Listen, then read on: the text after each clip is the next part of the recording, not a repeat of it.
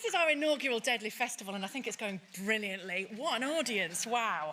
Thank you so much for being back in here with all your vigour, your brilliant questions and enthusiasm. This has been such a pleasure. So, as I've mentioned before, each of our sessions opens with a special mini session, our opening acts introducing the hottest literary newcomers to the crime scene. I'm really excited about this opening act. It is the brilliant Maha Khan Phillips, and she's bringing us, yes. I love this book. I really love this book. It's called The Museum Detective. I absolutely adored it. And the character, the voice of the redoubtable Dr. Gul Dilani, I know you're going to love her too. So over to you, Maha. A huge applause, please.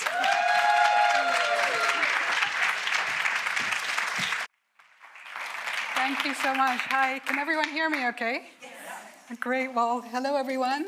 I am Maha. It's such an honor and a privilege to be here today amongst so many women that I've so long admired. So thank you so much to the British Library for having me, and of course to all of you for being here as well. My novel is The Museum Detective. I hope you can see it there. It's actually having its publication birthday next week, so this is a really exciting time for me. The novel is set in Karachi in Pakistan, which is where I'm from. But before I talk about it specifically, I'd like to talk about some of the very strange and actually very real events which took place, which inspired it. So in the year 2000, police in Karachi arrested two men who were trying to sell an ancient Persian mummy for $11 million. Now, the men claimed that they had stumbled upon the body of one of the daughters of King Xerxes, who was one of Persia's greatest rulers.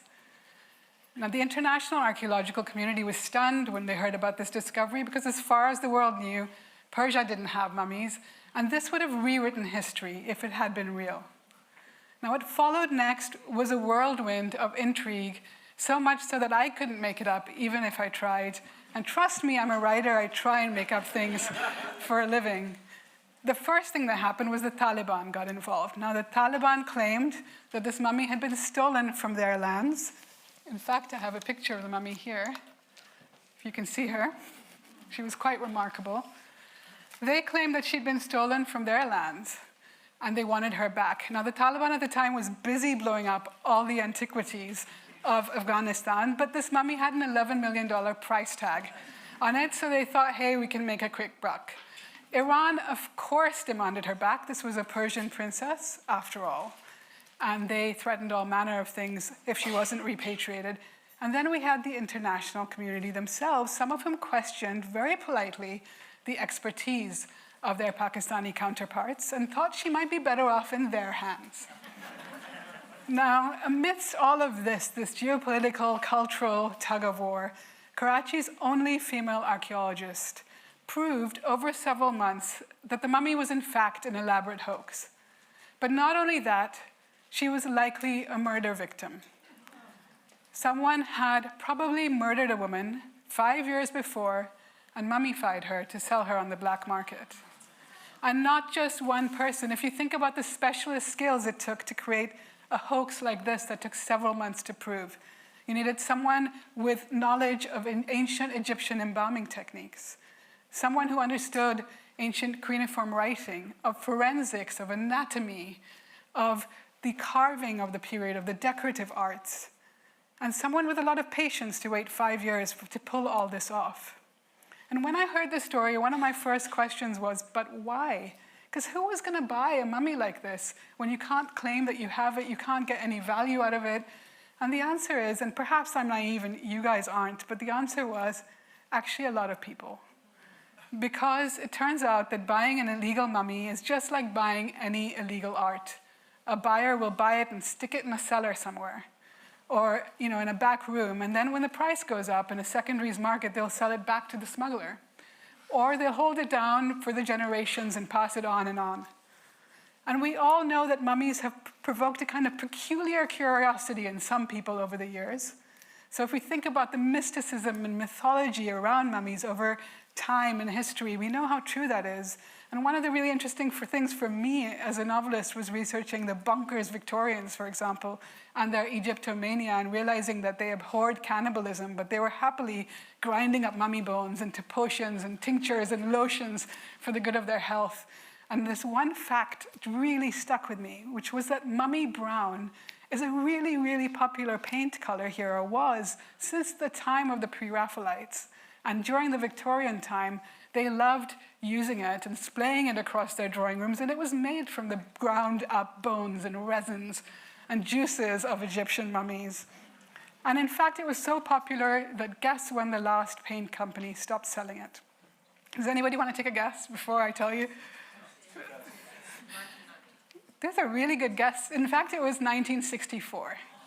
1964, when C. Robertson and Company announced that they could no longer offer mummy brown paint to their patrons because they had simply run out of the body parts.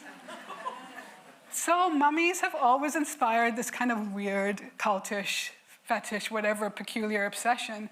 But for me, what was the most heart-wrenching part of this story was that as soon as the world discovered that she was a hoax, after this very public international tug-of-war, she was dropped like a hot potato. She just became one more woman who didn't have a name, who was a more ordinary run-of-the-mill murder victim.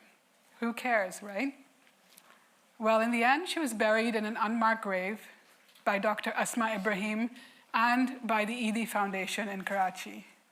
Police were never able to identify who she was, and they were never able to make a case against her alleged perpetrators, although they had a really strong case to make, and still do. So that was an incredibly, incredibly sad story, and it haunted me when I heard it many years later, so much so that I decided to write a book about a museum curator in Karachi named Gul, who takes custody of a mummified body. And over the course of the novel, she becomes convinced that that body is that of her missing niece, Manaz. So through Gul's journey, I explore Karachi, which is a city that I hold really close to my heart. And I know there's some Karachiites in the audience today because they're all related to me. So they'll forgive me when I say that Karachi is a really complicated city to live in and to be in. And it's a city of corruption and structural violence. It's also a city of remarkable resilience and kindness and innovation and fascinating things happening on a daily basis. So much so that I have, what did I put that here? I put this next slide just to give you a sense of the fun things. You'll never get bored on the streets of Karachi, I promise you. So I sort of in this novel explore the lives of Karachi's street children, of its drug dealers, and of the women who battle misogyny on an everyday basis, just going about their lives. It's also a novel about loss and what happens in families when secrets threaten to tear those families apart. And it's a novel about belonging, because Gul is an incredible academic, but her capabilities and her talents aren't necessarily understood or appreciated by those around her in her immediate community. And so she fights to take up space, and she fights to help other women and other people take up space as well, and she accrues this motley crew of misfits who help her on her journey. I'm just going to give you a quick reading before I head off to give you a sense of who my protagonist is and what she's up against.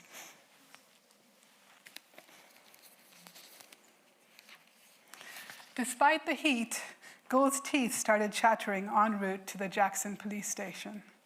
Perhaps it was the excitement of seeing the mummy again, or perhaps it was because Mrs. Fernandez was driving them across town in her 30-year-old mustard brown Toyota. Ordinarily, Gul would have insisted on driving herself or calling a Kareem taxi, because there was nothing worse than careening across the city with Manora Fernandez behind the wheel. The woman was a speed demon. She literally had no fear, and she never ever stopped long enough at the red lights. Today, however, Gul simply lacked the energy to argue. In fact, not for the first time, or for the first time, she did not ask Mrs. F to slow down. She needed to get her hands on the mummy as quickly as possible.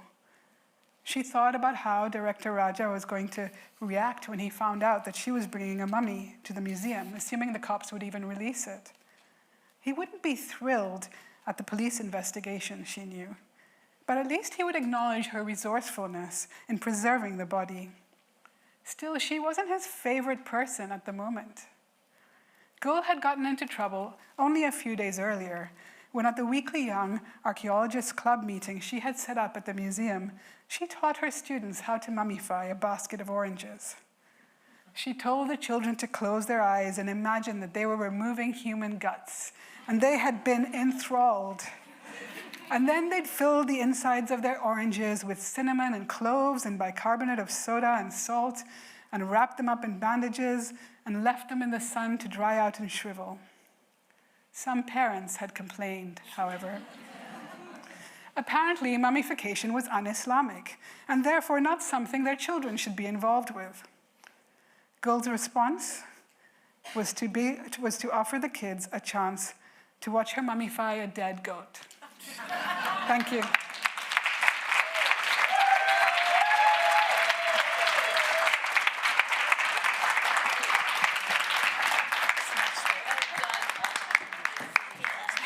I bet you can't wait to get your hands on that. Maha will be signing copies afterwards. In the meantime, get ready for the Godmothers of Crime.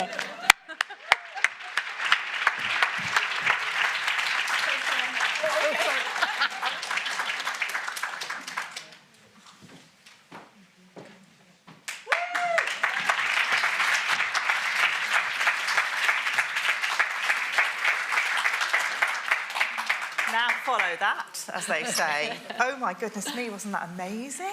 Just completely mesmerised. I have to buy the book. And if you get outside and it's sold out because it's likely to be, then do buy it online or wherever. Go to your indie bookshop and pick one up, because that was just fantastic, wasn't it? Now, I'm Sam Blake. I was here earlier. I am stepping in for Samia because she's not feeling very well today, and I am absolutely thrilled to be with two ladies who really need no introduction, Denise Mina and Anne Cleeves.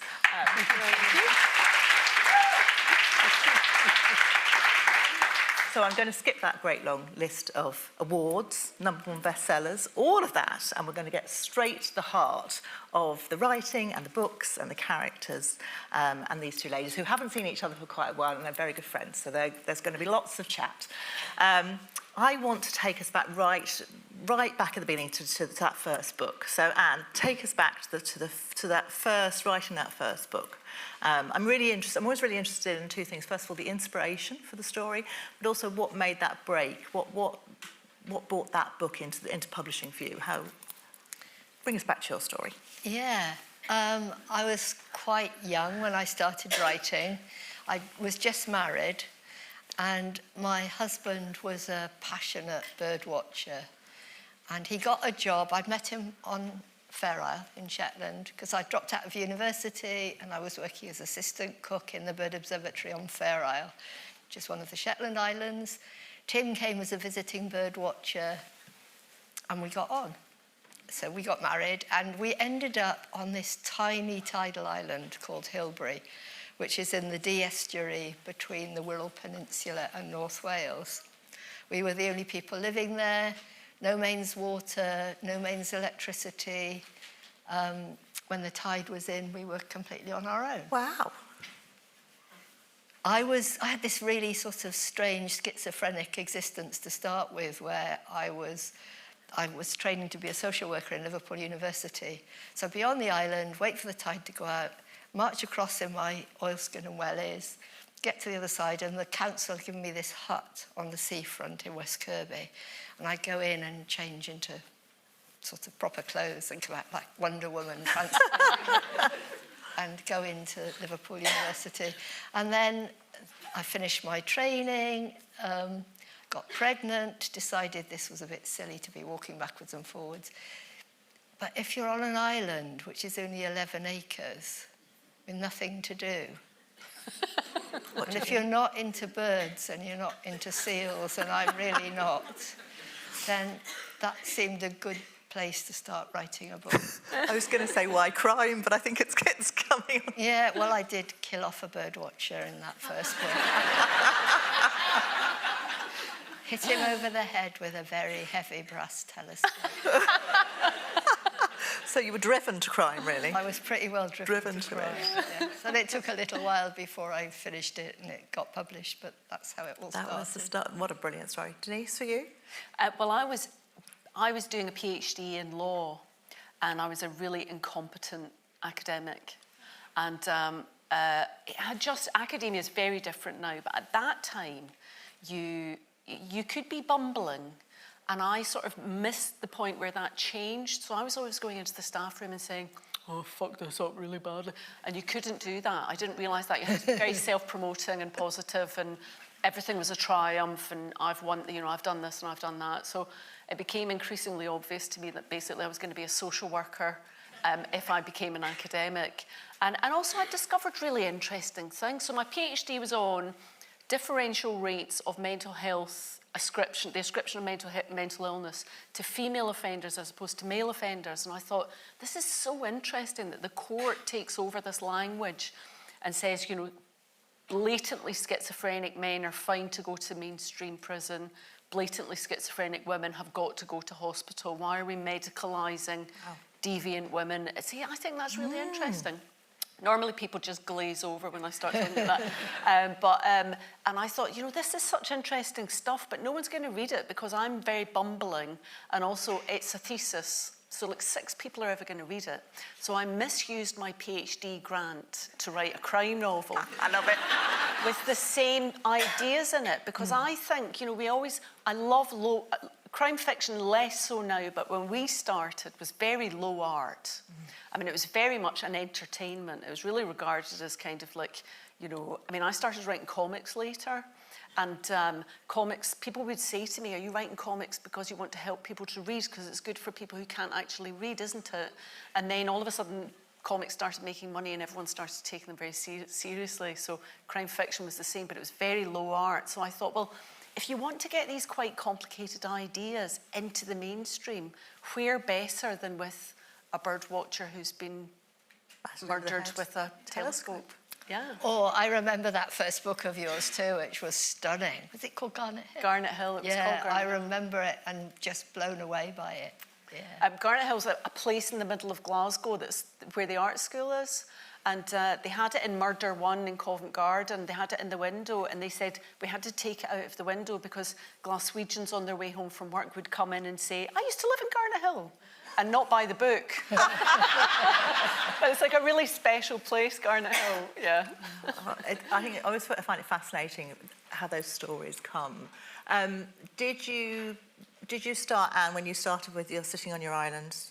You got your bird watcher. How did the story come to you to begin with? Did it start with the guy being hit over the head with a telescope?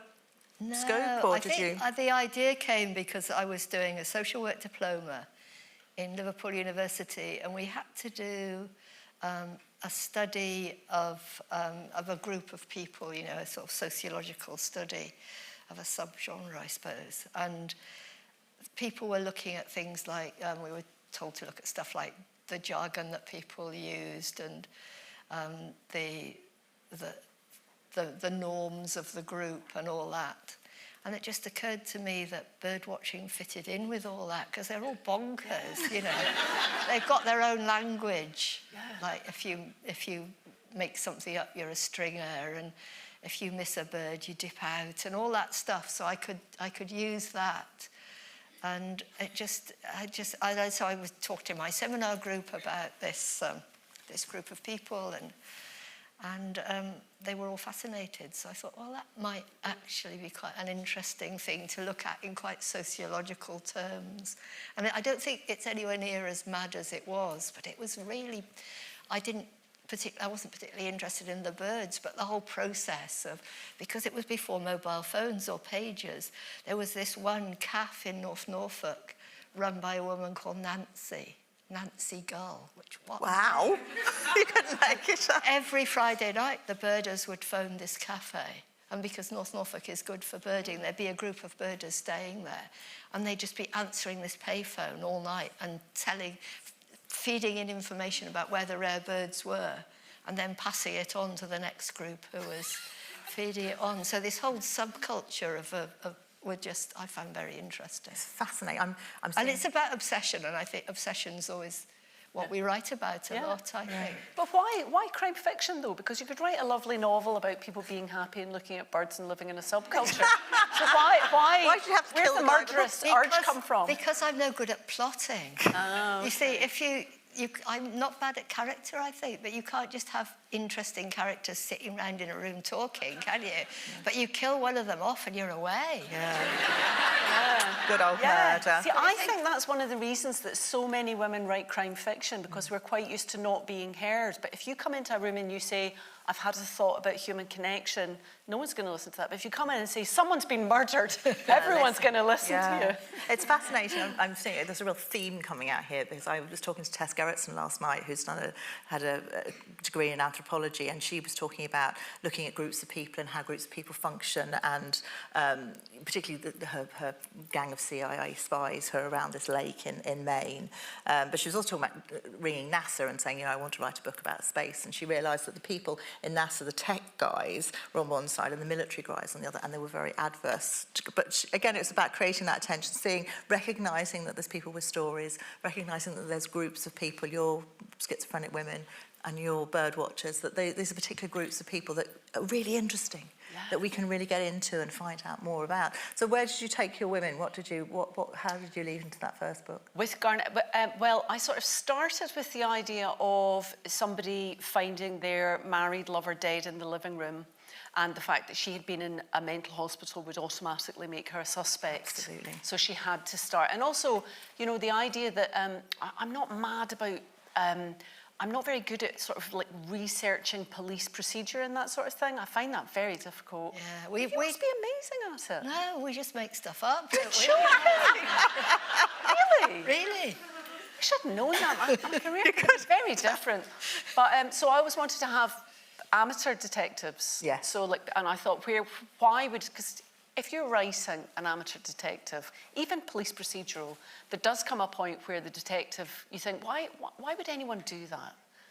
Nobody would do that. You just phone someone else and say, go and get them. Do you know what I mean? Yeah. Which is not that compelling an end to a crime fiction novel, to be honest with you.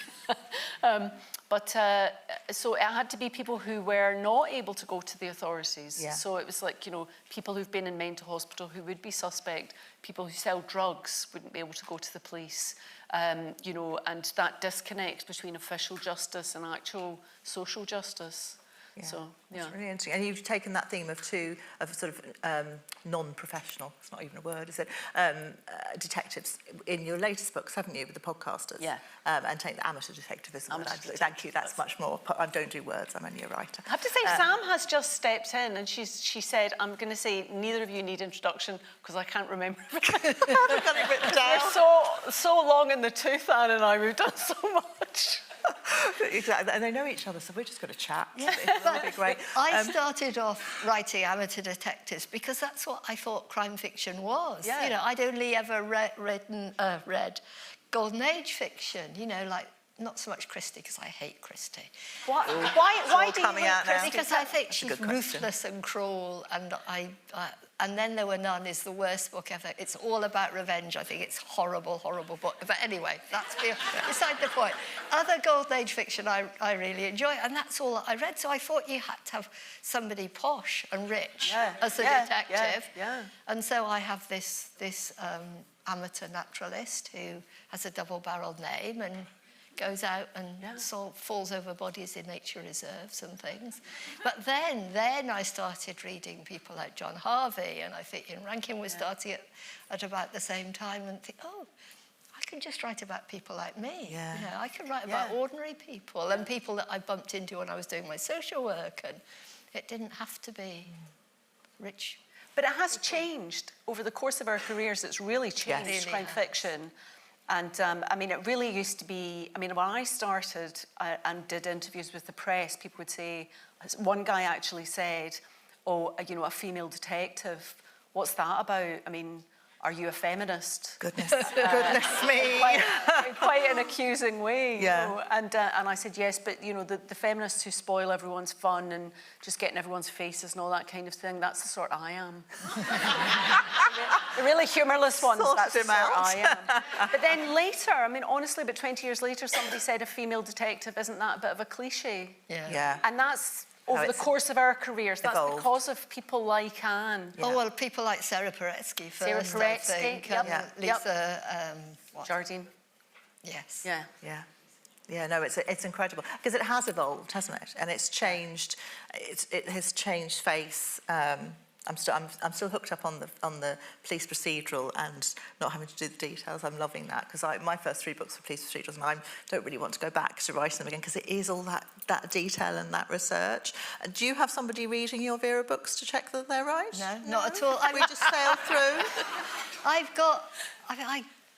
I don't write non-fiction. You know, if I really wanted it to be accurate, then that's what I would write. Yeah. But I have 3 good friends who, if I'm stuck, I'll phone up. So there's Dr. James Grieve, who is a forensic pathologist who's based in Aberdeen. And if there were a murder in Shetland or Orkney, then he would investigate. And he's great. He's a handy friend. Yeah. A few books ago, I wrote a book called The Heron's Cry, which is based around really the metaphor of glass blowing. You know, that glass, when it's molten, is malleable and you can twist it in any direction, and then when it's hard, it's brittle and it might just snap. And so, like, I think there are people who can just snap. But I wanted to know if you could kill somebody with a shard of hand-blown glass. I thought I'd better check. Yeah. Phoned James and he said, Anne, do you know how many bodies I have in my mortuary that were killed by glassings in bars in Aberdeen? Of course you can kill somebody. Like that. Goodness me. And that brings me beautifully. I love the friends. I love the friends, the people that got a great friend. The black book of they're not like the milk, but not the post and all. But that brings me really beautifully actually to The Good Liar, because that's your next book, and that's all about blood splatter, isn't it? And you had to do some research for that, presumably. I had to do loads of research, and it had to be based in England because they've privatised all the forensic services down here. And because I come from a law background, that's what I was really interested in. But it is about, you know, the fact that forensic science changes all the time, that science has a narrative trajectory, and law is very static. So if the science changes, that could mean that people are in prison on the basis of bad science. Yep. And what do we do? How do we address that? You know? Yeah. And because it's all privatised, I mean, forensic services in Scotland, everybody was training up and coming to England because there was big bucks to be made. It's all subcontracted, and they're all coming back now because it's a race to the bottom. They're all getting paid peanuts for, you know, very important kind of research and crime scene management and all that sort of thing. And I just thought, you know, if you realised that your science was bullshit, what would you do about that? Would you feel that you had to say anything about that, or do you just? I mean, it is about getting older. Anne and I were both bereaved at the same time, and I was really interested in the character. Claudia Sheila is bereaved, and I was really interested in that kind of real clarity that you get when you're bereaved. And it's not a depression; it's just a kind of clarity of sight. And if you suddenly realise this is absolute bullshit, we're all making loads of money doing this. We're sending people to prison. You know, he's making money. It's in his interests. And it's about getting older as well, because as you get older, you do realise quite a lot of life is based on fictions. You know, your kid's not brilliant. Your kid's an idiot. Your daughter's quite ugly. Not to be rude, but wake up. Do you know? And I just sort of thought, you know, would you, if you had the opportunity to stand up and say, this is bullshit, would you do it? Would you do it? Yeah. So in the book, there's a big case that happens up at Chester Terrace, and it's about blood spatter. And Claudia's about to get up and give a sort of career-defining talk about that case, and it'll sort of solidify the science. And she has to decide on the way to the podium whether she's going to tell the truth or not. Goodness me. And it's that moral dilemma that's very often at the heart of crime fiction, isn't it? You had a moral dilemma, sort of moral dilemma, with the children's homes in The Good Wives. And again, it's a similar sort of thing about the privatisation of services that we maybe should not be making money out of. I don't think we should be making money out of our troubled teens. And there was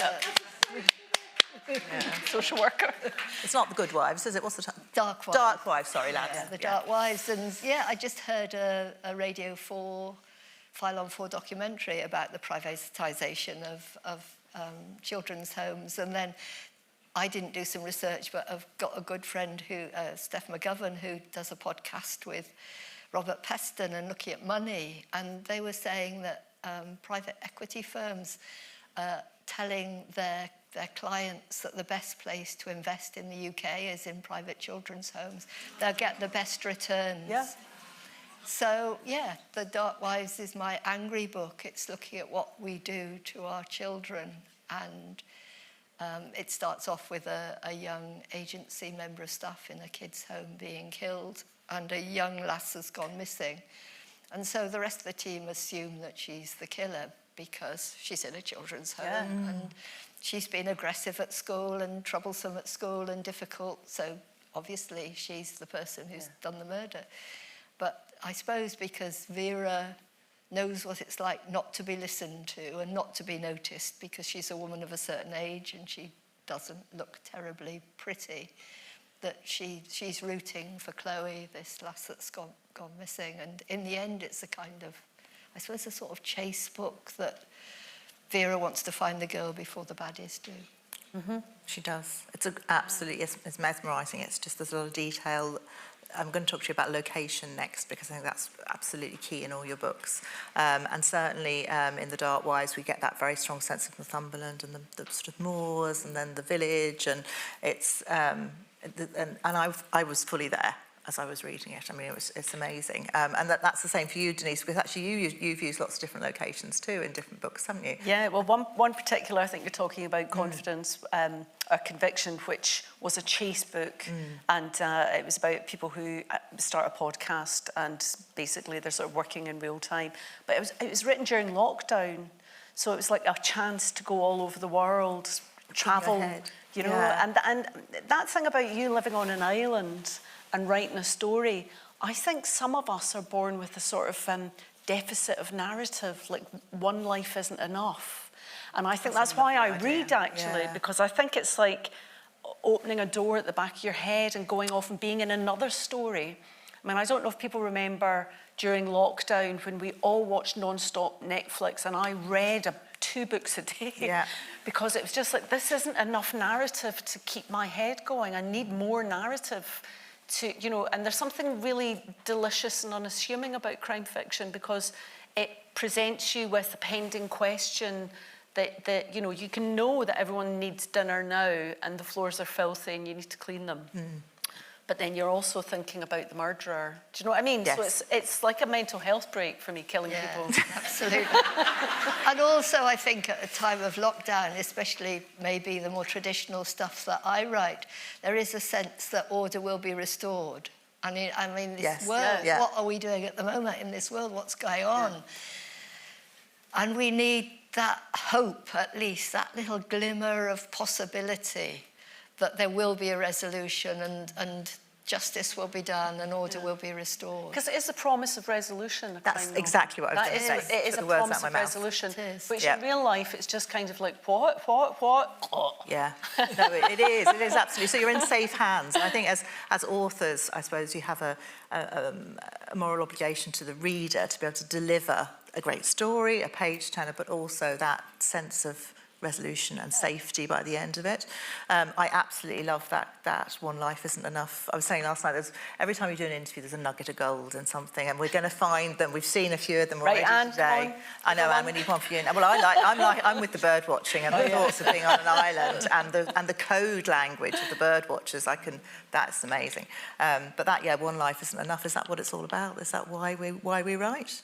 I think we write, but also we read for a kind of escape too, don't we? Certainly after Tim died, and I don't know about you, I just didn't want to be in this world anymore, thank you. I'll escape into another world. I'll escape into my reading, into my books. And I did manage to write because I didn't want to be be here, I would create, as you say, an alternative narrative that I was a bit happier living in. Yeah.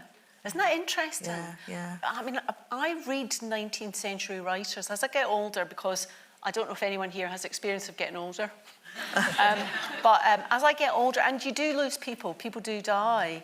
And I think back on the 19th century and writers then, and how much Zola, how much he wrote, and Dickens, how much he wrote, and you think, no bloody wonder, because it was a survival technique. They didn't have any telly, honestly. And you know, writing is such a great way to just step out of the present and go someplace else, catch your breath and come back. And be with people you know and characters you know, and you feel really secure. Do you find when you start a new book that it's nearly like walking into a bar with a bunch of people you already know, and what you're bringing is plot because you know these people? Is that what it feels like when you go back with a series? Yeah, I guess though, because when Tim died, I created a completely new character. That's what happened. I think I wanted to do something fresh and new.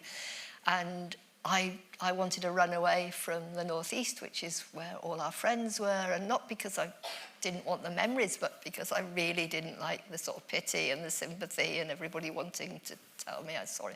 So I ran away down to North Devon, which is where I grew up. And that's really how Matthew Venn, the new character Matthew Venn, came about, because I was down there and looking to write something different. And when you, I don't know what you think, but I think writing's a bit like acting. You become that person when you're writing them. And so I could become someone different for a bit. Yeah. But I mean, they're like different aspects of your personality, because I think self is so contextual, you know? Like, you're different at work, you're different at home, you're different in different places. And I think very often you just take different parts of your character and make them move around in a new world. Yeah, and because every character has a bit of you in it. Yeah. And do you think that's so? Because is that what you feel like your central characters are? Yeah, I think you do. You bring a little bit of you for everything. Not always conscious of it, but do you? I'm not sure that's. That doesn't apply to you. I think it's a kind of acting. You know, like it's not method. It's the opposite of method. It's where you create somebody that's completely separate from you, but you know them so well that you can become them. Right. But are there any threads of you in Vera? I could be, I don't know, the fact that, she's late all the time. I get lost all the time. Yeah, I guess so. But it's not me pretending to be Vera. No. It's me exploring somebody different and exploring a different character, I think. Yeah. I think that creation of character is really interesting, and how I was wanting to test last night, she was talking about antennae wagging. I always think our antennae are always wagging as writers. I think actually we're probably all just secretly really nosy people, and it's our parasites. excuse. Yeah. We're sitting there listening the whole time.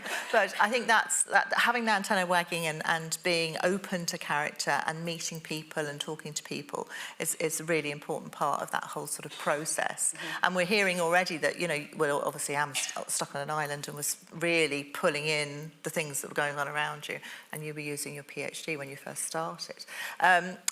Coming back to new ideas, Matthew Wren, The Good Liar, how do you come up with new ideas? Have your antennae been wagging the whole time, and then the ideas are sort of connecting over time, or is there a process to you? It doesn't feel like a process. It just feels like it just happens. I'm going to write this, and then because we work in a commercial sector, there are books that you want to write, but you can't find a place for them, and then there are books that you feel like maybe you could squeeze that idea in something. Yeah. But it's usually a question for me. It's usually a situation rather than the character. So it's usually a snippet from the news or a scenario or something that makes me think, what does that feel like? What does it feel like to pull out your partner's teeth? What does that feel like? Do you know what I mean? Yeah, but you're starting with emotion. That's really interesting. Yeah, really starting with an emotion, or starting with a conundrum. Very often a conundrum, because I think that's what crime fiction does so well. Yeah. And I don't really trust people to read through unless something intriguing happens. So, I read very languorous literary fiction, and I think, God, you're so confident. You just think people are going to read to the end. Yeah. And nothing happens. Without that device of a payoff, Yeah. And for you, Anne, how do the ideas come to you? Yeah, ideas that it's because you're listening or because you meet somebody. Matthew Venn came about because when I was down in North Devon, I was staying with an old school friend who'd grown up in a very strict evangelical community, and not sort of cruel or unkind, but just very, very certain in their beliefs. When the day of rapture comes, we'll be saved and everybody else will be damned. And I just thought that if you've grown up within that community and you lost your faith, then you might turn to the police service, because it would give you that sense of being a bit different and a bit special, but also of the sense of duty and honour and belonging. So, solidity. yeah, so that's how that came about. How that one came about. But again, you're starting with a character as well. That was starting with a character, yeah. I guess it is character. And then I've got a new book coming out in October, and that's bringing Jimmy Perez, my Shetland series character, back, because I wanted to find out what he's up to now. Wow. Do you miss him? Do you miss him? I didn't think I did, but then I was up in Orkney and thinking, well, this is where he is This now, is his place, because he'd moved from Shetland. Oh, I wonder what he's up to here. He's gone to the big lights of Orkney. Exactly, yeah. It's really interesting. You felt like his story wasn't really over, that there's more for you to find out. So I really thought that he was, that I wasn't going to write about him anymore, and then... That's funny. When Facebook first came out, I looked up the central character in Garnet Hill. But just was, you remember when everyone was looking up everybody? Yeah, yeah. And I looked up Maureen O'Donnell, and I was like, oh, I made her up. She's not real. Because I kind of missed her a bit. I love that. I missed her a bit. Because we spend a lot of time with these people. Yeah, absolutely. And for you, when you're creating series characters, you've got Alex Morrow and Paddy Meehan, and do you feel those... Where are you with those series? Will we? Well, I like to write a finite series because I feel like we spend so much more time with a character than readers do. And I think I'll probably get bored of them before the readers do, or I'll find them annoying. So I've always tried to make them distinct and finite, and Paddy Meehan's finished. Yeah. Alex Morrow, but Paddy Meehan's not finished. There's 2 more books to come in that. Alex Morrow's finished and complete. Garnet Hill's finished and complete. And I think also if you put somebody through lots and lots of stuff, you have to kind of let them go off and have a happy life. But I do think Maureen... I thought Jimmy Perez was complete. They might come back and haunt you, Yeah, really? I did see an Outlander tour in Glasgow, and I thought, I bet Maureen's doing one of them. That's great. Smoking behind statues. And do you find readers ask you about them, whether they're coming back again? People often ask about Paddy, because Paddy wasn't finished. Yeah. Paddy, there was another 2 books to come. So people often ask about her, and people often say, I know Maureen O'Donnell. I know the person it was based on, because that's pretty much every woman of our age in Glasgow. They recognise who that person is. And then in terms of those series books, and when you are you planning the series, or are you writing? Are you seeing where they take you with each one, or? No, I think most of them were planned as standalone novels, and then Sort of grew. Yeah. Then I wanted to find out a bit more about them, or certainly with Raven Black, the first of the Shetland books, my editor said, yeah, we really like this book, but it can only be 1 novel because it would stretch credibility too far. one murder on a place like Shetland. Look at Oxford. And then it sold better than anything I'd written, and so she came back and said, well, maybe it would run to a small series. I love it. Oh, and now it's on TV. God. And do you plan the series at all, or do you wait and see? Well, I mean, isn't it interesting that crime fiction and fantasy and all these low art forms are the only place you get series novels now? I think that's really interesting. And I mean, it is really like the only place that you really get to develop characters, recurring casts of characters, and that sort of stuff.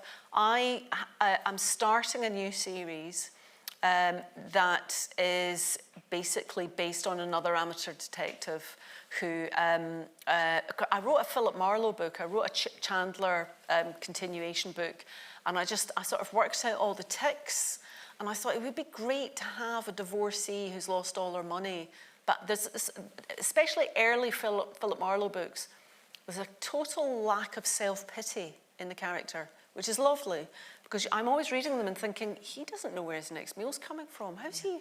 Do you know what I mean? Yeah. But there is a real kind of, there's a kind of lightheartedness, and kind of, you get to know him very slowly, and he knows everybody, you know. And I thought, what if she was working in a chicken shop and knew all the couriers, and then, but was actually quite a grand lady, and they forgave her that, and they just let her bumble about, and I sort of suggested it, and they were quite excited about it. So Yeah. I think that's going to be the next series. That sounds like a brilliant character, Yeah, doesn't it? can't wait to read that. Yeah, there's so much texture in there already. It's fantastic. So in terms of plotting each book then, writing each book, going back to that sort of the sense of the arc and the from a reader's point of view, when you're reading a series, you feel like you're being carried along, and that same applies in each book. So do you plot and plan, Anne, or do you just sit? I knew you were going to say. I'm just going to say I can write it. No, I don't. I Sit down. It happens. because I think for the first 20 years of being published, I had no commercial success. You know, I was publishing a book a year and getting an advance of about £1,000, but only after I completed the book. So, you know, it had to be fun. Yeah. You know, it had to be, I had to enjoy what I was doing, and it was that escape. It was, you know, when the kids were being little and annoying, and getting up and having just a bit of time to myself. Yeah. I mean, Anne and I both come from the same situation, which was we used to go to events, and there would be very big sellers there. You know, smashing about, and we would catch one another's eyes across the room, because neither of us were selling. So we were just amazed that we kept getting to write, actually. Yeah. And we kept doing increasingly odd, unpopular things in our work.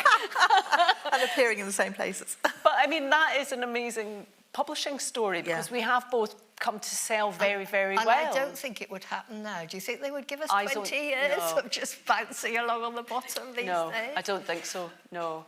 I mean, I really don't think so, and I really don't think that people get that chance to develop anymore. Yeah. I think you get 3 books and you're out. Yeah. And but my husband used to play rugby, and he said once he caught the ball and he was up against much, much better people, and he just looked as if he was going to trip and fall over, and he basically tripped and fell over all the way down the field and scored a try. And I think that's my career. That's what it Maybe feels Anne's like. as well.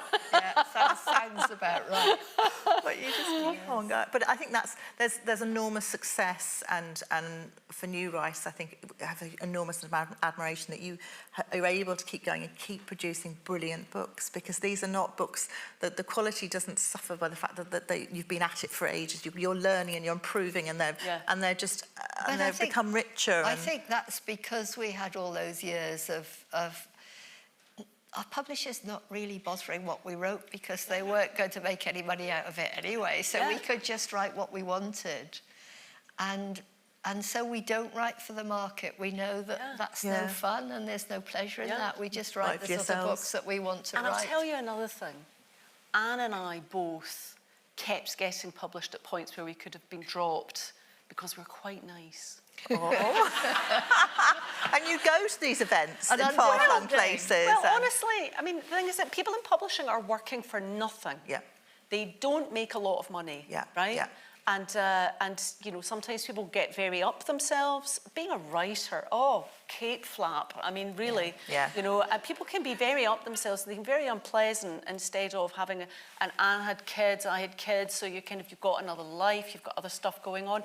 But I think we were both very aware of the privilege of being allowed to keep writing and keep producing, and then the audience kind of found us. I just don't know if that would happen now. Yeah.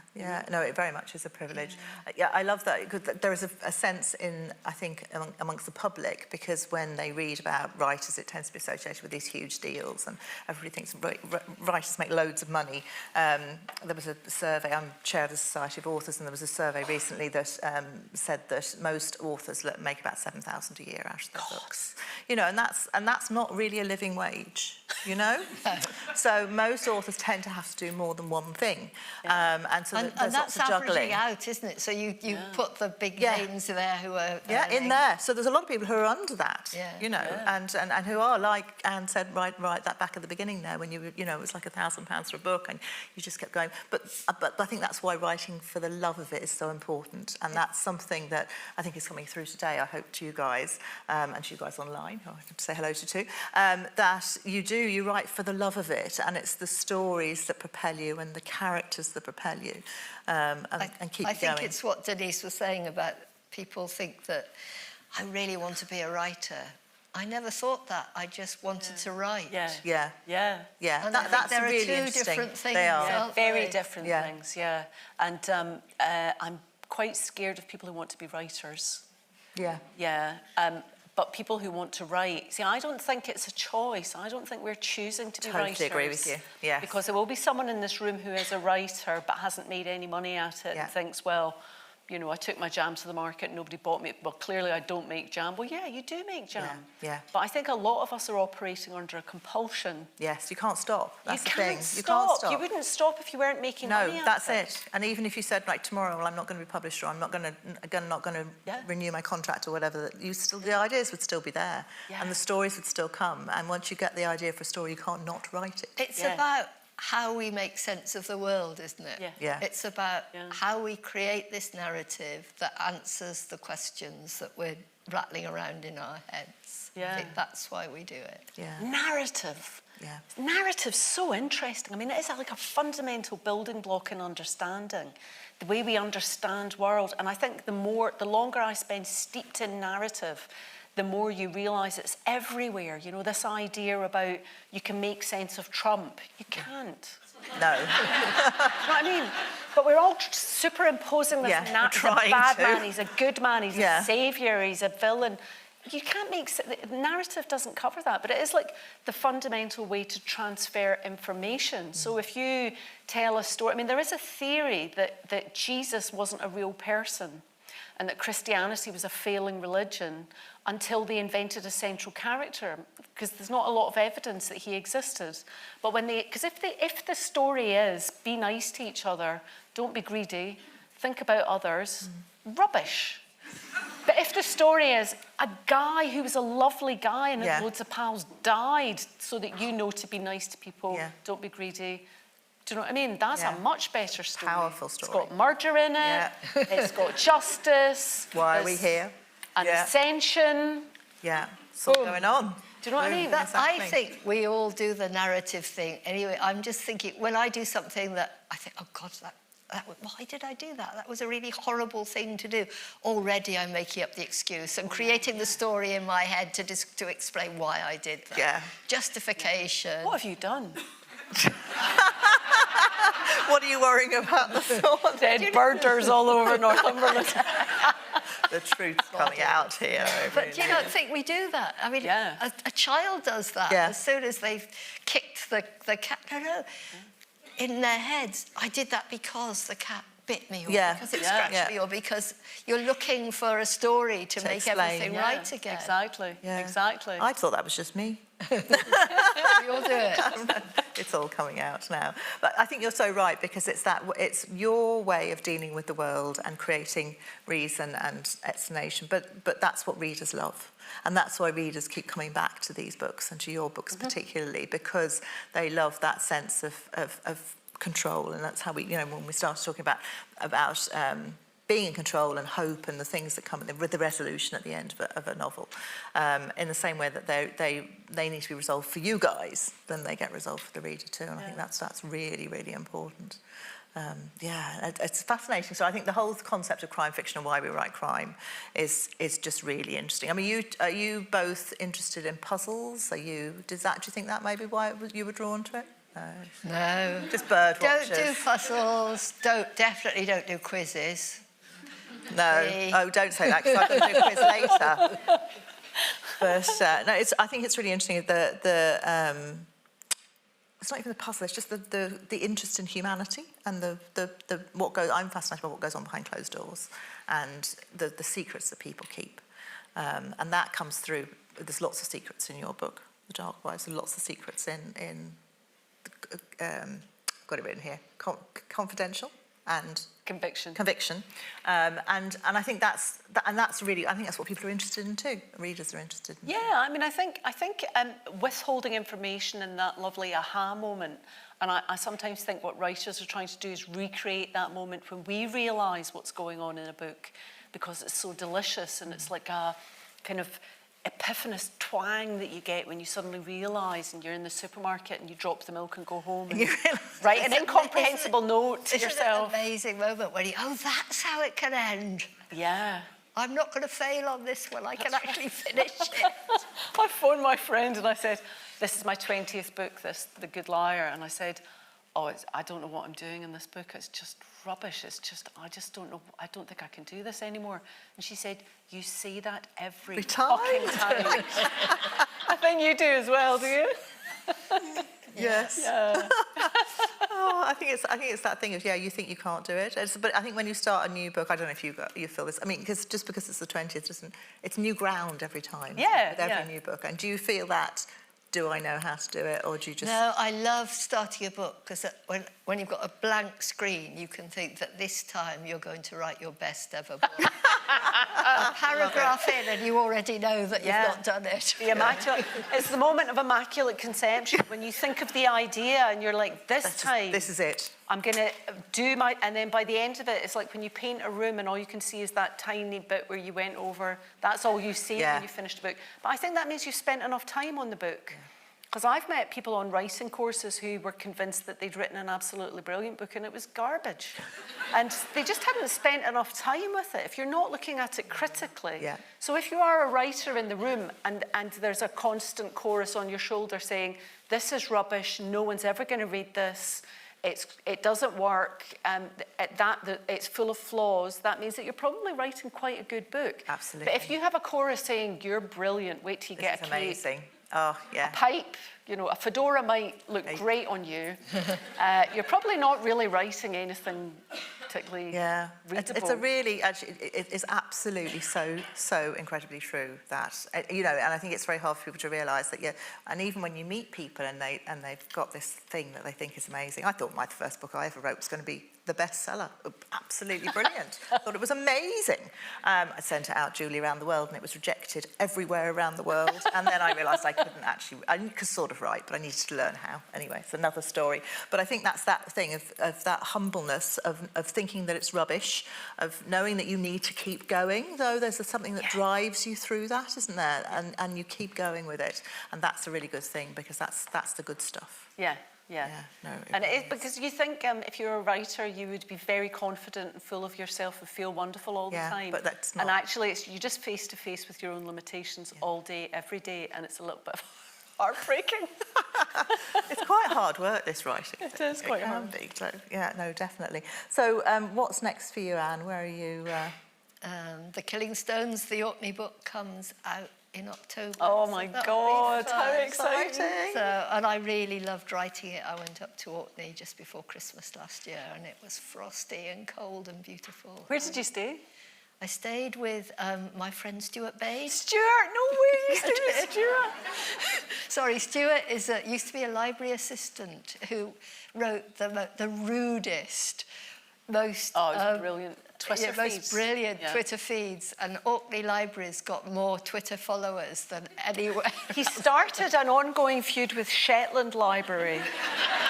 And, it was epic. It was Greek. Well, when Shetland heard that I was moving Jimmy Perez to Orkney, they had a meme of Stuart, but with a traitor behind, Traitors, the TV show, with that behind him saying traitor.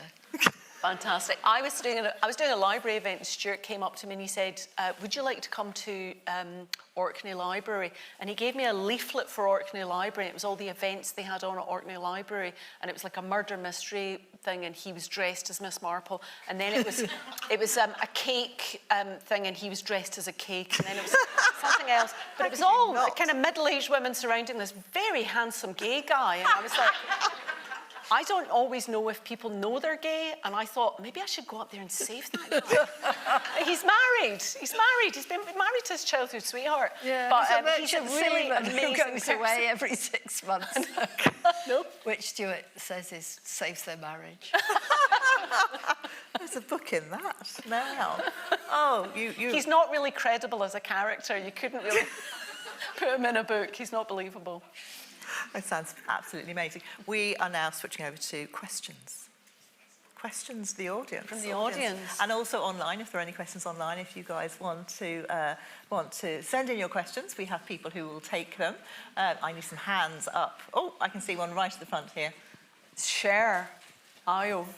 It is. So it's I have first. You got to keep coming down yet. Just pop your hand up again there so we can... And listen, nothing's off the cards. You can literally ask anything. Because we're old women and therefore unshockable.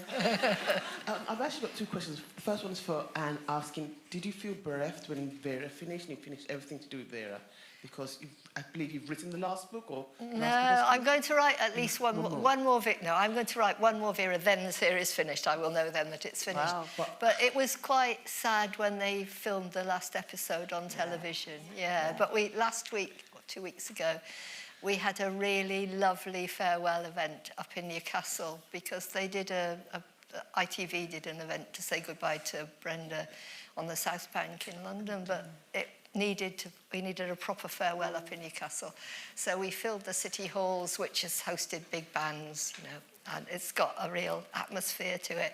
Got 2,000 people in there, got me and Brenda chatting, and a couple of the other cast members, and we made a heap of money for the Shymore Adventure Playground, which is one of my charities. So, it was brilliant. Such warmth and fun. The other question is actually for Denise. I remember reading Garnet Hill when it came out, and I've seen you change the types of books you've written. You've done contemporary, you've done lots of other stuff, and you've done historical, and you've done comics as well. Why the complete change in genre? Does it mean that you just need something to keep you going and you just can't stay with one thing? Well, I didn't really have a sort of career plan or a business plan or anything like that. I met a writer once with a business plan. Oh, goodness. Yeah, and she was Good luck going to with increase that. her sales so much over the next one and this kind of thing. So really, I feel like I could have been a lawyer and I could have been an academic, and I'm not those things, thank God. And I just thought, well, I'm just going to take my chance. And somebody said, would you like to write Hellblazer? And I said, yes. And then someone said, would you like to write a historical novel? And I said, about Mary Queen of Scots, and I said, yes. So I think whenever I'm hesitant, or do you want to write I wrote an adaptation of a Brecht play for the Lyceum, and I just think it's an adventure. And, you know, I have the great good fortune of being quite frightened all the time. So I don't feel frightened. I just think, fuck it, I'm just going to do it anyway. You're not going to get any more scared. Have you made a fool of yourself and lived through it? Yes. So you survived. You know what I mean? What's How bad can it peril? be? There's no peril. Yeah. I've already made an arse of myself, so. So, I mean, I think you can be branded as a writer who does the same thing every single time. And I just think, what a thing to squander a career as a writer when you could just do everything. Do you know what I mean? Why not, you know? Absolutely. Good, very good question. Very good answer. Now, have we got any more? Oh, there's one at the lady at the back there. There's a gentleman up there with very long arm. Oh, excellent. We'll Show get to you everyone now, your there. long arm, sir. Whoa! Well spotted. What an amazing arm. I love what you said, Anne, about the character that was malleable like glass, and I wondered, is that how they come to your ideas, or is it a voice, or is it a number of things when you have an idea, for both of you, of a really strong character? I think I start off with a fairly fuzzy idea of who this person is, and they grow as I write. I don't create them fully formed in my head usually, though Vera did walk through a room fully formed. She's the only one I can remember really that did that. Otherwise, I think about them a lot, and then they become somehow more defined and sharper as I write them. Exactly the same. Yeah, usually it's something that I see in somebody that I quite admire, that sort of captures me, like women who are a bit rude, or brisk or talk too much. I think women are quite reticent about filling space. And then I sort of start, start with a very small thing, and then it builds as you write the story. And they sort of fill out a bit more, and then you think, well, they're just a rude person who talks all the time. So maybe something sad happened to them. Because, you know, Yeah, it's really that true. technical. The backstory happens later, doesn't it? Yeah. Because you're trying to explain who they are and why they are as they are, and so then you develop the backstory. Yeah. And does that happen as you write, or are you sort of noodling on it the whole time and it sort of happens in Both, your... I think. Yeah, but quite a lot of it does develop as you write, which seems counterintuitive somehow, but it does. Yeah. But because I go back and rewrite quite a bit too, because I start off with this, you know, just got to get it down because I'm so scared that I'm not going to be able to get the plot to work. So I get the first draft down quite quickly and then go back and rewrite bits and put in the things that I've forgotten to tell the reader that I know, but you need to tell to be in there as well. So yeah, excellent. So will we go to the gentleman with the long arm because we have a microphone right next to you.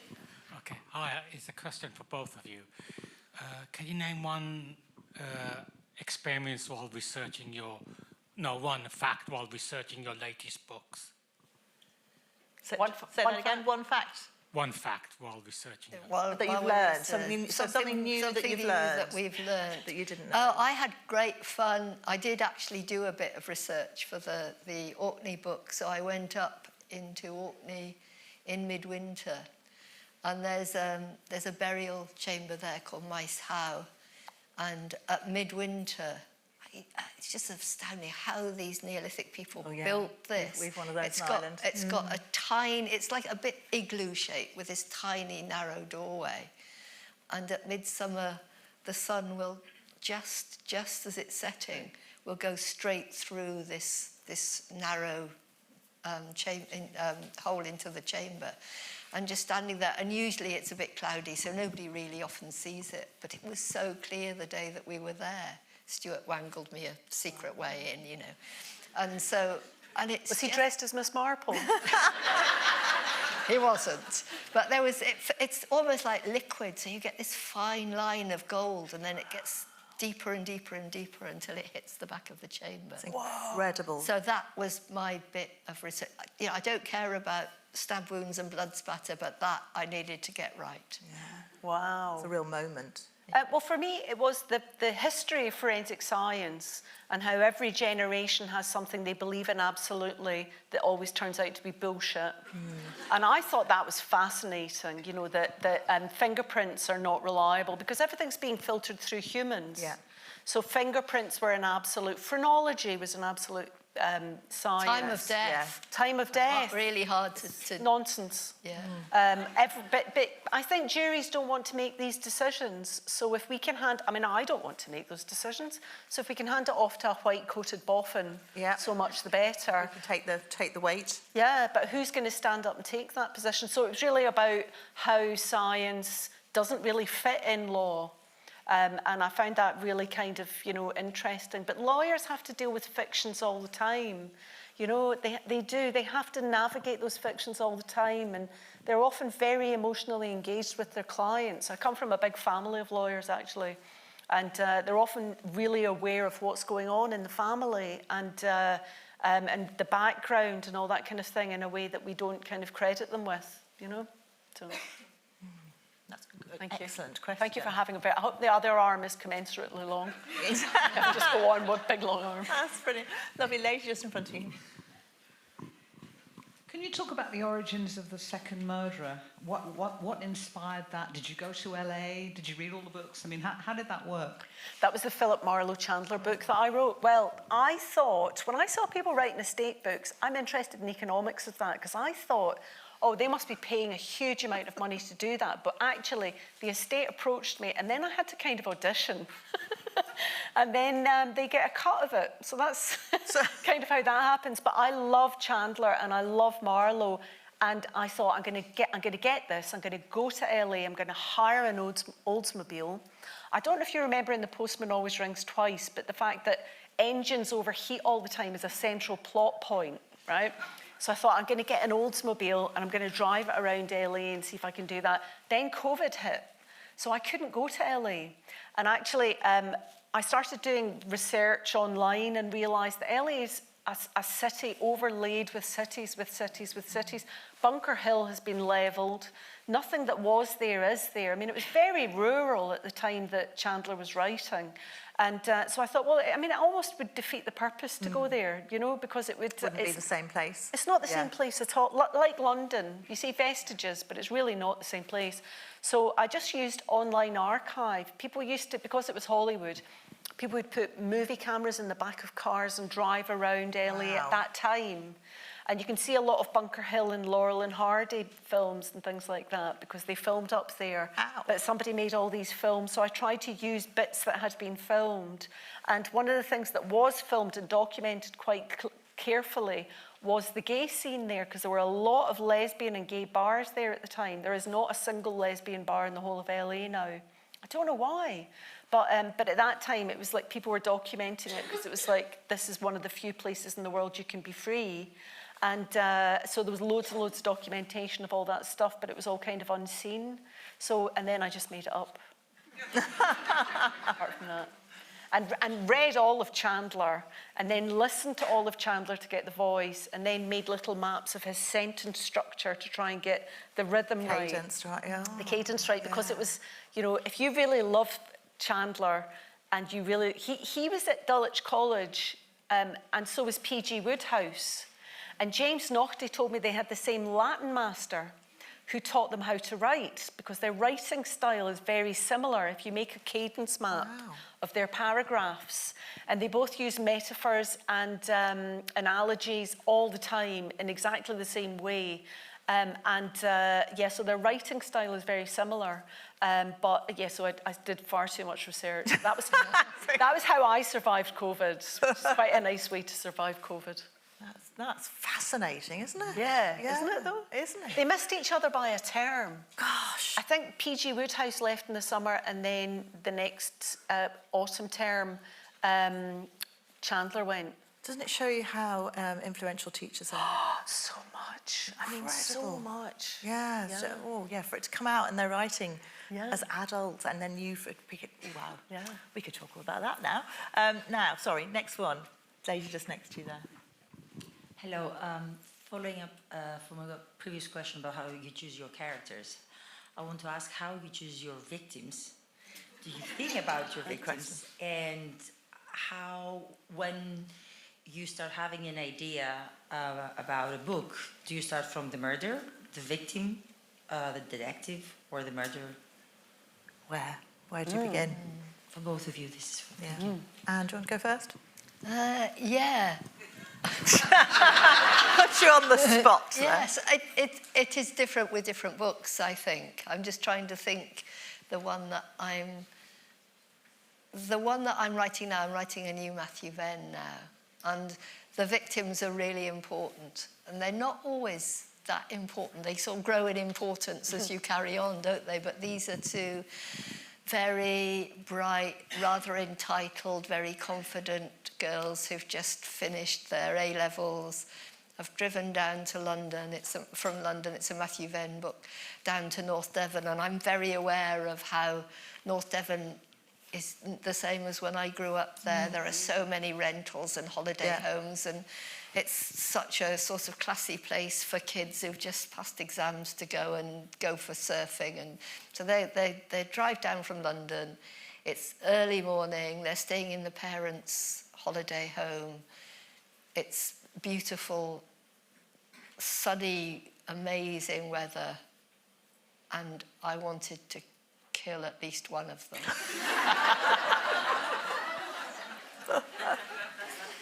So that's how that one came out. So that's how that starts, with a body floating in a swimming pool. Sunset Boulevard. Yeah. So, Brilliant. Same question to Denise. I'm always trying to kill men because I'm very aware of that, conundrum. But it's funny because the more men you kill, the more it feels like you're just writing crime fiction. Yeah. Do you know what I mean? Yeah. Because we are so caught up in that, white blonde, young, sexualised victim. And so I'm usually trying to kill entitled men in books. I'm not murderous and I don't hate men, but it's just to usurp that, because I think it's unexpected. I think you don't expect that. And also, it presents instantly a conundrum of, but why do we care? Which is quite sad, actually. You know, if men are getting murdered, especially young men, how do you make people care about young men? I mean, young, vulnerable, sexualised, attractive women, automatically we care because they have inherent property value. Do you know what I mean? But, you know, if you have sons, if you know young men, if you have friends who are men, you know, how does a writer handle that and make that matter? Older men, you know, does anyone care? Do you know what I mean? That's quite an interesting conundrum in crime fiction terms. But I do think, you know, we talk about, there is a fashion for saying, you know, I don't like gory crime and I don't like true crime and I don't like all this kind of thing. It's not really murders. I mean, people used to write crime novels about jewels going missing and cats. I mean, I think it is a symbolic thing. We're not talking about actual deaths. Even in true crime, very often, we're actually talking about the world around those events. We're not really talking about that murder. Do you know what I mean? There's a brilliant a Japanese director, Beat Takeshi, and he always has a dance in his kind of gangster movies. They always do a dance. And I think of the victim often as being a sort of symbolic centre of a dance rather than an actual person. But I think it's interesting to try and highlight violence against other people, you know? God, that was a good answer. Wow, both of them. Brilliant, brilliant. Now, any more? Oh, one here, just down here in the front.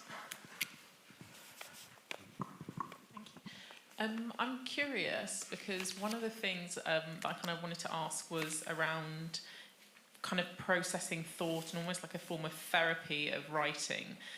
Like journaling is a really well-known thing, obviously, for therapy. And I think, this is kind of my assumption, through writing, it helps you unpack almost like parallel universes of different things that you could have experienced or things that are deeper kind of seeded, etc. Is that right? Does it help to kind of process your own stuff and kind of have things bubble up that maybe you had no idea, or you're kind of shocked by your character progression because you're like, oh, I thought my assumption is they'll go down here, but this is what's kind of happened. So I guess my question is like, is it useful as a form of therapy, the writing? Take that. I think for me it's more of an escape. So I'm not actually exploring my traumas or any deeper strangeness in my psyche. I'm more writing to escape the mundane, which is what most of our lives are, you know. I have 7 grandchildren. There's a lot of babysitting, for instance. And I'm not, you know, I don't want to kill any of them. That's fine. But I do sometimes want to escape that sort of fairly boring day-to-day stuff that is most of our lives, I think. Don't know about you. But I think escape is a therapy. Yeah. I think it's a form of meditation in lots of ways. I think it's brilliant as therapy because I am a fucking mess inside.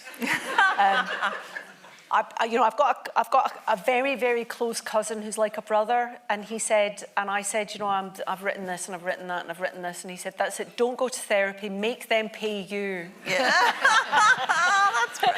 And I think, you know, working out those things like why is he so snooty to me? Working out things like social snobbery, working out things like the compromises of later life. You know, where you're in situations, this will never have happened to any of you, where you're in situations and someone's behaving really badly and no one says anything because they've got power. Things like that. Do you know what I mean? Just those things. And so it's not really that you're finding nuggets of unresolved conflict in yourself. It's more that you're saying, you know, you could write a scene where someone says, shut the fuck up. Do you know what I mean? Yeah. How? Do you know what I mean? I mean, really, you know, so it's a way of getting those things out and observing the world. And I think it's, you know, with a lot of writers, when we're looking at their their work, you can sort of look at the autobiography in it. But there is a form of therapy now called narrative therapy, where instead of somebody constructing themselves as a sad sack who's had a lot of bad things happen to them, the therapist will talk them through like a sort of hero's journey. Like, you come from this very low point and you've now arrived at this great point. Look at all these things you've overcome, instead of just being someone unfortunate lots of things have happened to. So you're using those very basic narrative techniques to rewrite your own understanding of your place in the world. And I think that's really interesting again. Parallel universes. Yeah. What could happen if you went down this path, or this character went down this path? Exactly, or found the sword of all human life and the orbs of power or whatever, like in fantasy, because quite often when you meet people who write fantasy, it's really obvious what they're working through. Do you know what I mean? You know, a lot of big bearded guys who write as a woman in a bikini, and you're like, you know, just transition. Lots of people, it's fine. People will love you, you know? It's great. That's fantastic. It's also a great way to process rage. Yeah. Yes, it is. And really actually, is. we're all sitting here being quite nice, but people, crime writers amongst themselves will kill people that they're annoyed at for Absolutely. building a fence too high. Yeah. In a book. Or people who leave houses empty. North Devon is a wasteland. Yeah. And it used to be a really thriving community, but Anne's killing everyone. Only the ones that come from London and deserve to be there. Oh, my goodness. No, and it obviously life and crime fiction is much more complicated than that. But that was the starting point. That kind of. What is? It's about how you handle injustice. Yes. I think. Yes. It's a sort of let's try and see how we can bring a bit of justice to this situation. Yeah. And that's coming through very clearly from both of you. It's the way where you're processing things and you're throwing those questions out there and you're dealing with them. So that was a very good question. Now, there's one lady in blue here. Sorry, there's one. Sorry, hold your hand up really high. That's it. Oh, for a very long arm. Yeah. Sorry, short arms. I'm Gabrielle. I just wanted to ask, I don't know if there is an answer to this, but you both went through this long time of writing without massive success, and then it turned around. And to what extent did you come up with something that fitted the times, or the times caught up with you? Like, what do you think it was that turned, because you're the same writer, although you're improving and changing. What was it for you that sort of turned your fortunes? I think for me, it was writing the first of the Shetland books. And there was a lot of luck in that, because at the time, I guess Scandi Noir was quite a big deal. And Shetland is as close to Scandi as you can get, really. You know, it belonged to Norway until the 15th century. And I wrote it not thinking about the market at all, but because I'd just done this crazy day trip up to Shetland to see a rare bird for my husband. There we go. We're getting back to the birds. But that had triggered an idea for a story, and I wanted to write it, and so I did. But I think that it was the setting that attracted, especially maybe the London reviewers, because I'd hardly been reviewed before that at all. So that's what changed my fortunes. And you, Denise? I mean, I think, we're saying we weren't massively successful, but we were always being published, so that's pretty successful. But I mean, because you write a book and about 3 years later it appears, so sometimes you see people trying to write to the market because they want to sell big. You can't. And if you write, I mean, there was it's coming to an end now, but we see these, they come, they go, we watch them. But you see, sometimes there was a big thing for concept novels, and then everyone wrote a concept novel. By the time they come out, it's very hard to stand out. You really can't write to the market. Yeah. So I think if you write to your audience, which is usually like your 5 best girlfriends, then other people will clock onto it gradually. Do you know what I mean? I mean, I think, there's no point in writing to the market, because if you are a writer and that's what you do full time. It's such a privilege to be able to do that. You don't want to spoil that for yourself by thinking, I mean, what are you going to buy, a bigger pencil? I mean, it's not an expensive job to do. Do you know what I mean? I mean, how much money do you need? And then I've got very good friends who've made huge amounts of money and are not huge amounts of money people. And it's just very stressful to make a lot of money. And then, you know, then someone else will do your act and do it better than you because they've got they're not going to make your mistakes. And, you know, I mean, it's just, I just don't think you can write to the market. Yeah, it's very interesting, actually. I think also what happens is when you've written quite a few books, you're building a relationship with every book. Yeah. And that makes a huge difference, that you get to a point where you've got that critical mass. And so when you bring a book out, there are people who want to hear your voice again and they're fascinated by your stories. And that helps give you that boost. Yeah, absolutely. Yeah. So that's a good question. I like the idea of the fact that the world's caught up with you. I think we'll hold that thought too. Any more questions now? Have we got time for one more? Okay, I could come down here. I'm interested in something you said very early on about writing through bereavement, because I know from myself or other friends who things have happened to that sometimes that's made it almost impossible to do anything arty or even listen to music or read a novel. And when you try to write it, it's just a morass of all the stuff you're going through. So I'd just like you to say a little bit more about that, if possible. I couldn't do it immediately after. It did take a while. You know, it took a little while. But soon, because I think I was very lucky. I got this idea for this character who was haunting me, this Matthew Venn, who'd grown up in this very enclosed Christian community and had found new life with the police service, but was still haunted by, I call them the brethren. And he was just there with me. And then the people actually who looked after me most after Tim died, who scooped me up from the hospital and fed me tea and helped me organise the funeral, because my daughters were both grieving terribly as well, were a gay couple, Martin and Paul. And they were rattling around in my head while I was processing this character. And so Matthew becomes gay, which I think is what he was always meant to be, really. And that also feeds quite nicely into the plot, because it's very hard for him to then reconcile with his family, with his very religious family, because he's gay.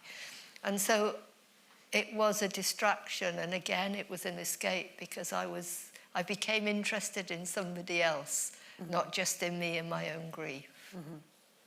I mean, I think, like for the first 3 months, they won't give you antidepressants after grief because it's just a chemical depression and nothing's going to help it and you just have to go through it. But I was thinking a lot about Hamlet, actually, and I think that's such a great representation of grief, because he is so paralysed but so clear-sighted. And I think, I just thought that was a really interesting experience of somebody who just had to run away, you know. So I wrote about that in Conviction, with somebody who just had to run, just get out of here. And so I think there are always interesting things like that. I think it helps if you're already a writer. But I think just keep getting through the black days, because you'll never go through that black day again. Do you know what I mean? It doesn't matter if you're writing or knitting swords. Whatever you're doing, it doesn't matter. And you don't have to do anything. But every movement forward is a good movement. Do you know what I mean? And but I think it's not something that really gets talked about that much. I think when you see people in grief represented in films, they're always smashing up a hotel room. And I just think, who's cleaning that up then? Someone's going to have to get up feeling awful and have to clean the mess of that up. Do you know what I mean? But I mean, I think it's something that's not that represented. And Hamlet really is one of the best representations I've ever seen of that, of someone who's paralysed in that moment and really sort of unable to kind of move forward. And I found that really... And very often when I'm writing something, I'm writing it for a friend. So this next series that I'm thinking about writing is a sort of cosy kind of serial resolution with nice people in it. It's quite light, and because I think we're coming up to quite dark times. So it's, you know, what story would I love to be told at this moment? Do you know what I mean? I would love to be told a story about, you know, a kind of very posh divorcee who's friends with lots of cycle couriers. Do you know what I mean? I just think, you know, do you know what I mean? I just think that a book is a gift that you give a reader, and it's like I always try to imagine myself whispering a story in somebody's ear. And, you know, I listened to a lot of podcasts when I was bereaved. And one of the reasons for that was it was like another place to go, because I found it very hard to read. But the ones with the brilliant narrative, really cheap narrative tics, like she would never see her mother again. Do you know what I mean? That's, you're not thinking, oh God, this is bloody awful. You're thinking, what happened to her mother?